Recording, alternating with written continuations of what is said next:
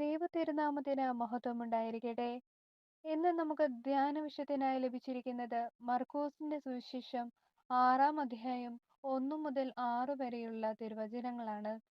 യേശു സ്വന്തം നാട്ടിൽ പഠിപ്പിക്കാൻ ആരംഭിച്ചപ്പോൾ അവനെ അടുത്തറിയാവുന്നവർ പോലും അവന്റെ വാക്കുകളിൽ അത്ഭുതപ്പെട്ടെങ്കിലും അവനെ ഒരു സാധാരണ മരപ്പണിക്കാരനായി മാത്രം കണ്ട് അവർ അവനിൽ ഇടറിപ്പോയി.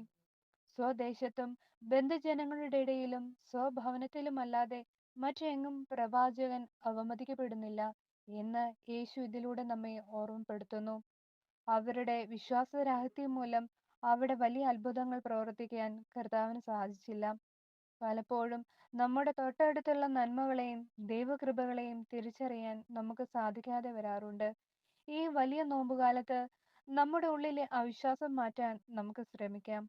വിധി പ്രസ്താവിക്കാതെ വിനയത്തോടെ ദൈവവചനം സ്വീകരിക്കുമ്പോൾ മാത്രമേ നമ്മുടെ ജീവിതത്തിൽ അത്ഭുതങ്ങൾ സംഭവിക്കുകയുള്ളൂ.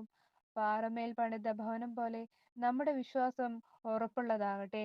വിശ്വാസത്തോടെ കർത്താവിലേക്ക് അടുക്കാൻ ഈ 50 നാളുകൾ നമ്മെ സഹായിക്കട്ടെ.